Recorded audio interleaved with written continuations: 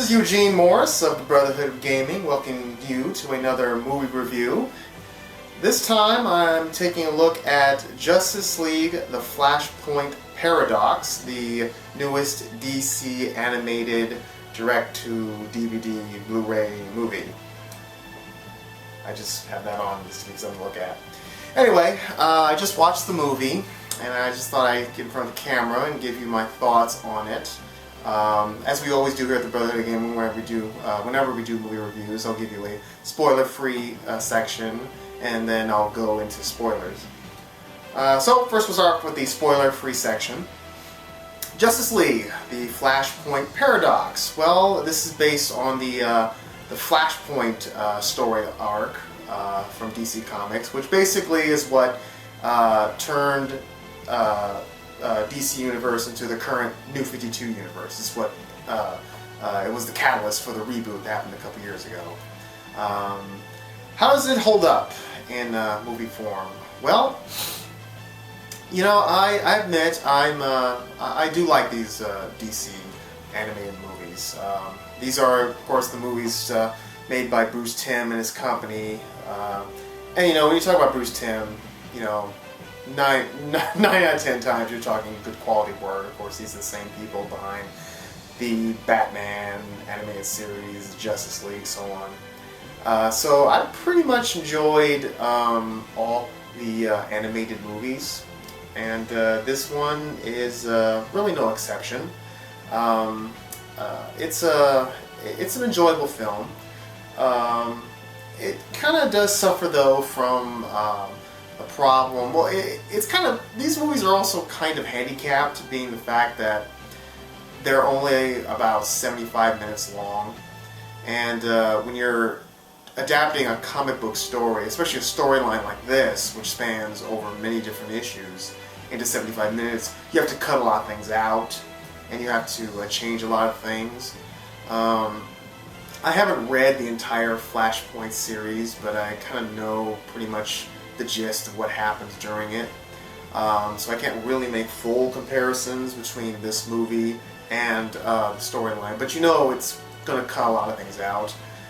I'm the kind of guy that even if they the fact that they cut things out here and there doesn't really bother me, as long as the movie is still entertaining, as long as it's still good to watch. You know, I'm not the kind of person where it has to, you know, page by page, bullet by bullet, be exactly, you know, like the original material. If they change it up, but it's still entertaining, and I still enjoy it, you know, I'm good with it. This film, I think, as a film itself, it is enjoyable. One thing about the animation in all these animated movies is that they always try to give each DC animated movie like a different sort of style, different sort of feel. So if you're like me and you watched, you know, these if you're very familiar with the animated series, you know, and you're used to that style, whenever you watch one of these new movies, it does take you a little while to adjust to the art style. The art style is very good. You know, it's not the best that I've seen. If you want to talk about the best animation I've seen from these DC animated movies, I think of things like Wonder Woman, the Wonder Woman animated series. I think of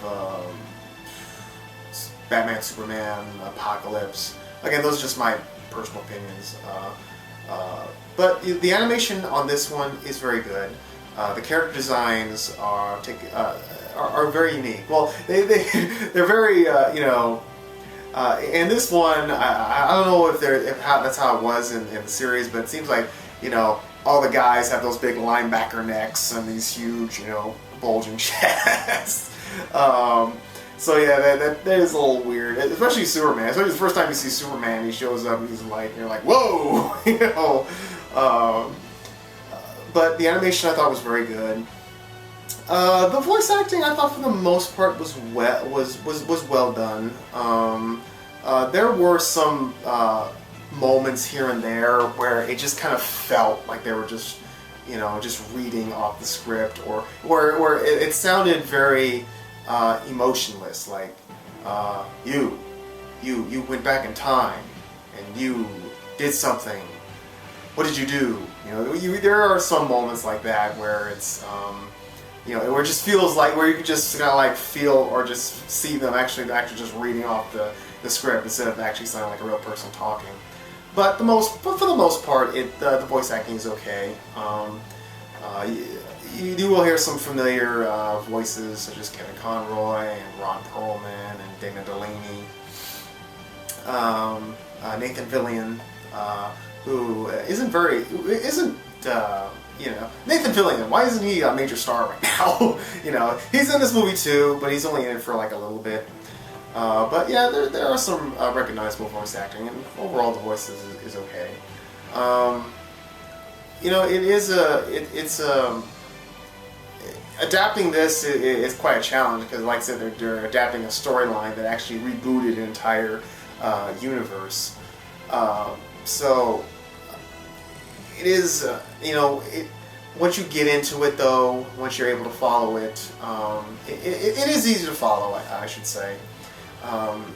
It's just whenever parallel universes are kind of you know, what makes DC Universe what it is. I mean, to me, a parallel universe in DC Universe, well, parallel universes in DC is like their bread and butter.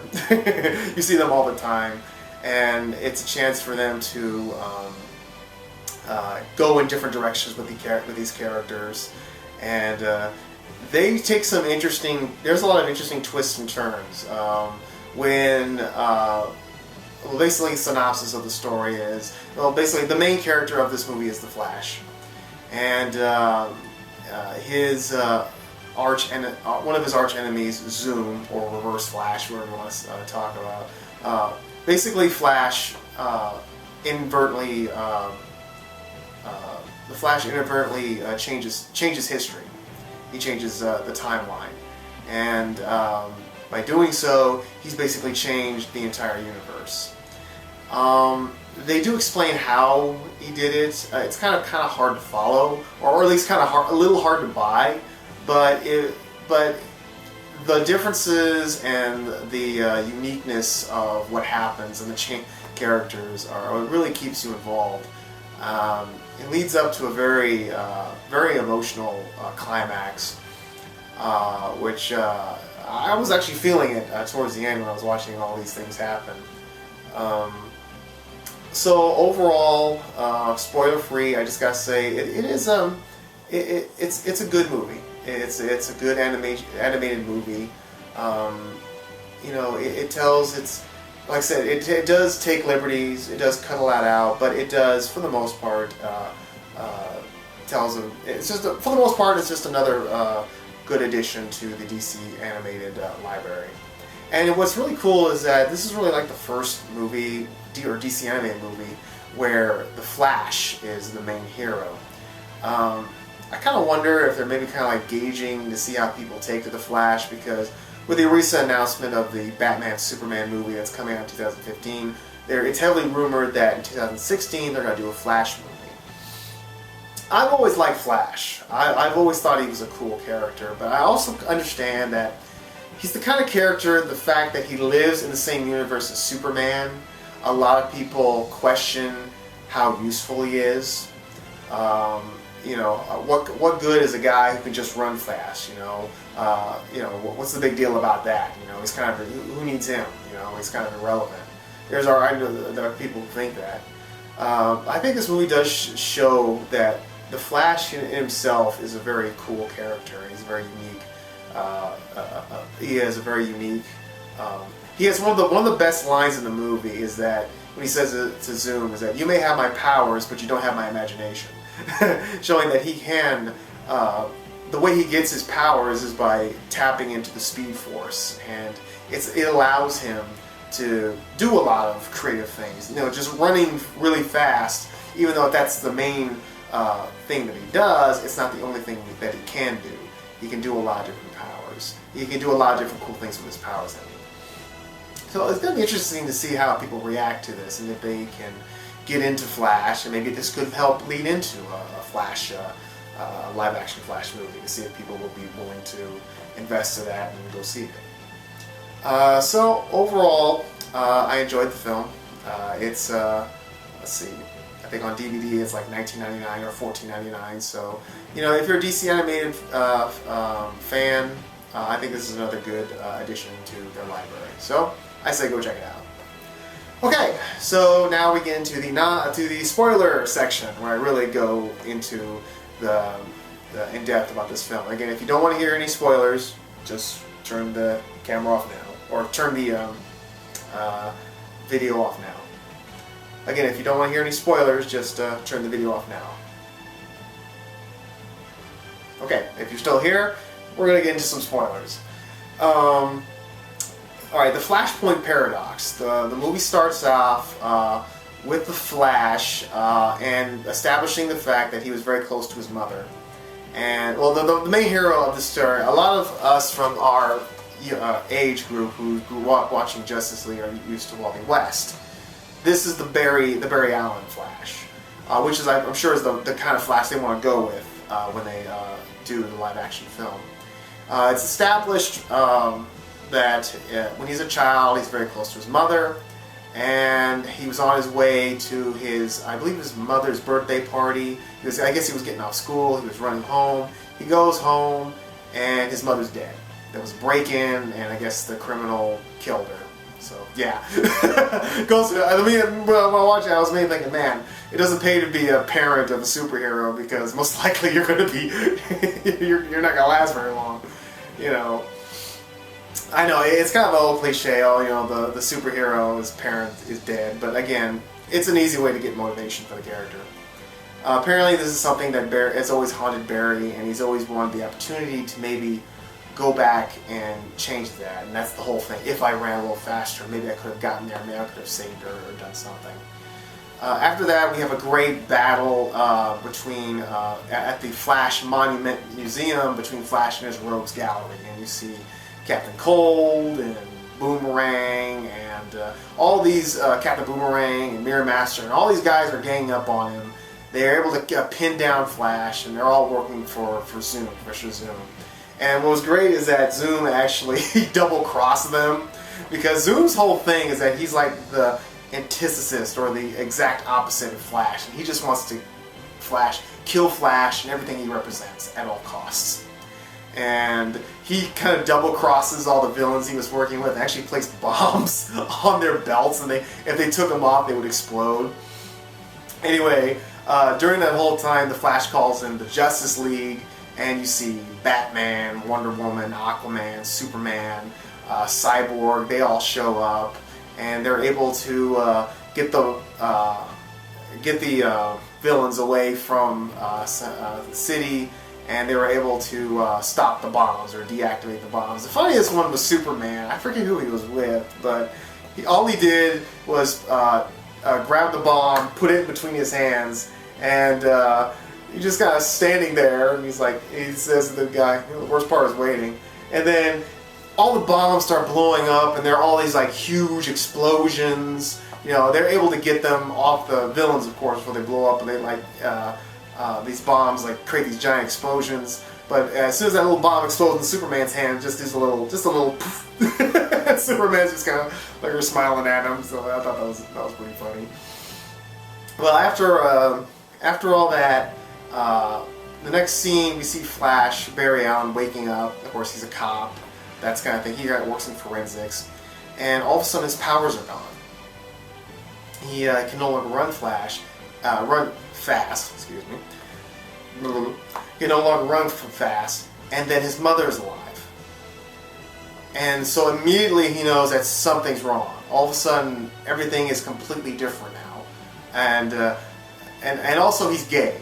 I don't know what that has to do with anything. It was just a real funny moment where he's explaining, "Mom, something's wrong. This doesn't feel right. I mean, oh honey, it's okay. I understand that you're gay, and I love you anyway." And he's like, "Wait, what?" I don't know what purpose that was. It was just a quick joke.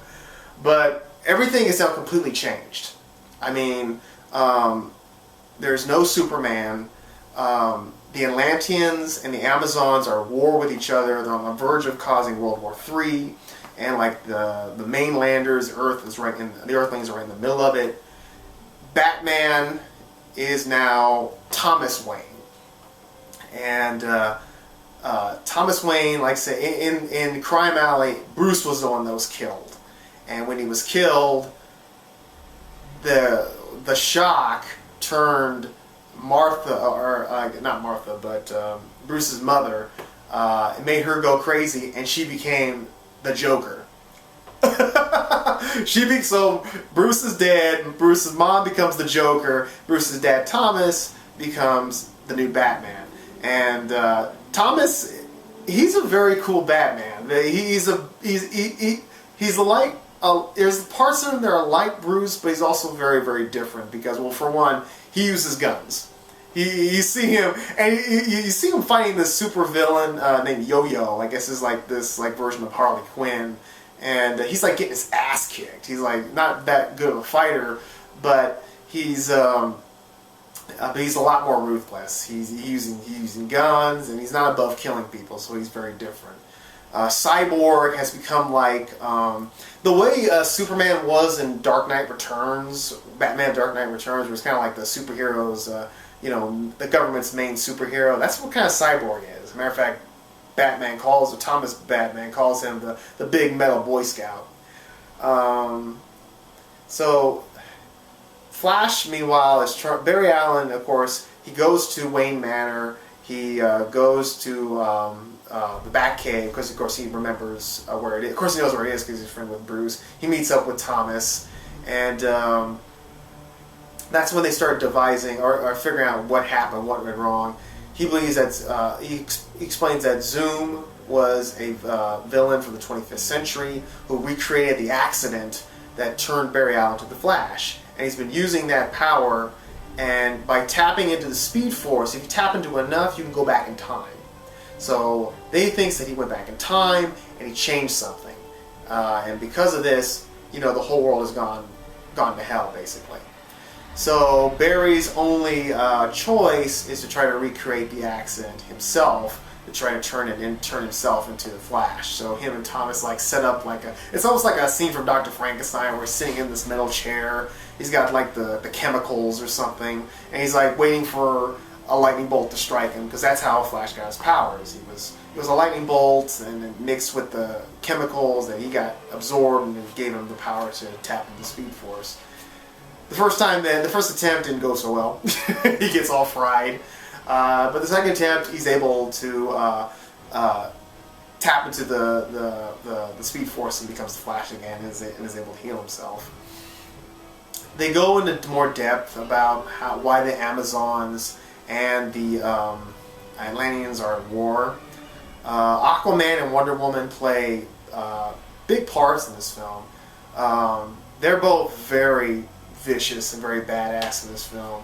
Well, basically, one of the funny things is that in this universe, there is no Superman, or at least not, because the Clark's when Kal-El's little ship came down, for some reason, instead of crashing in Kansas, it went past Kansas and crashed in Metropolis and created a great crater there. So there was never any Superman.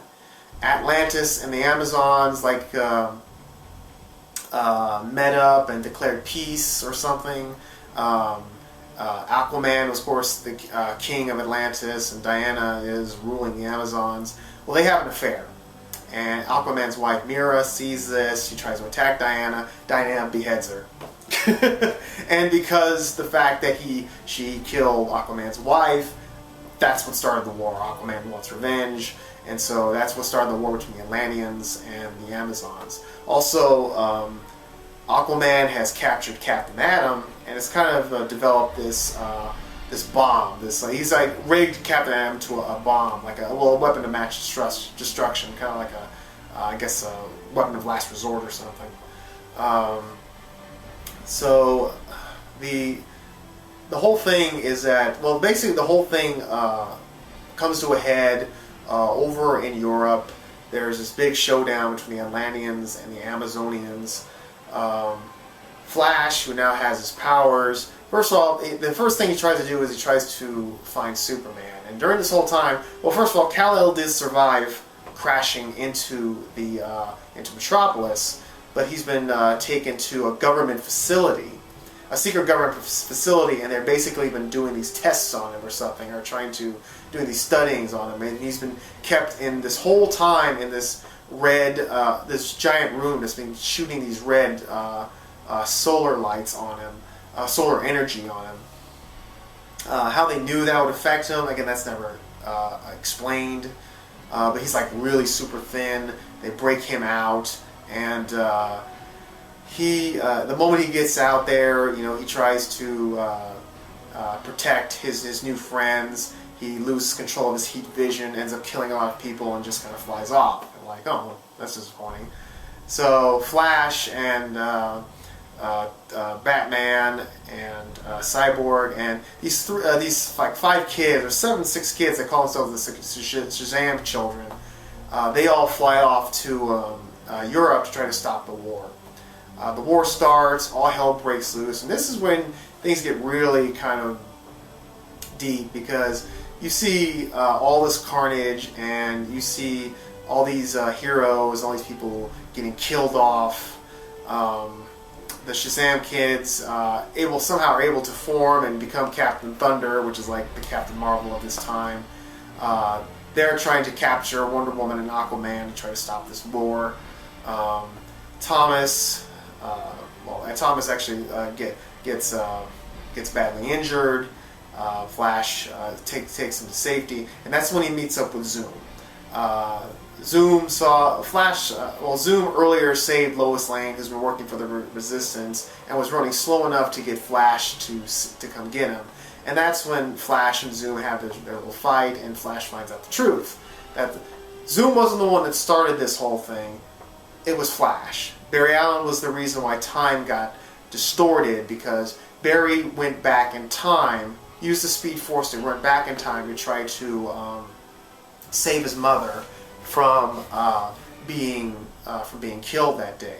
But Barry's like, well, how is that possible? How is me saving my mother able? Why was that the reason that all of time got switched? How me saving my mom wouldn't affect Bruce's family, or Clark's ship coming down, or or what happened between Wonder Woman and Aquaman? He said, well, it's like, the explanation he gives, it's like dropping a stone into a puddle and how it makes ripples. If you go back in time and you change something, it causes a ripple effect, and these ripple end up changing things around them. I can sort of buy that explanation, although it is kind of a stretch. It kind of reminds me of an episode of Star Trek: The Next Generation where Jean-Luc Picard goes back in time to try to change something, and when he does, he ends up changing everything about his life.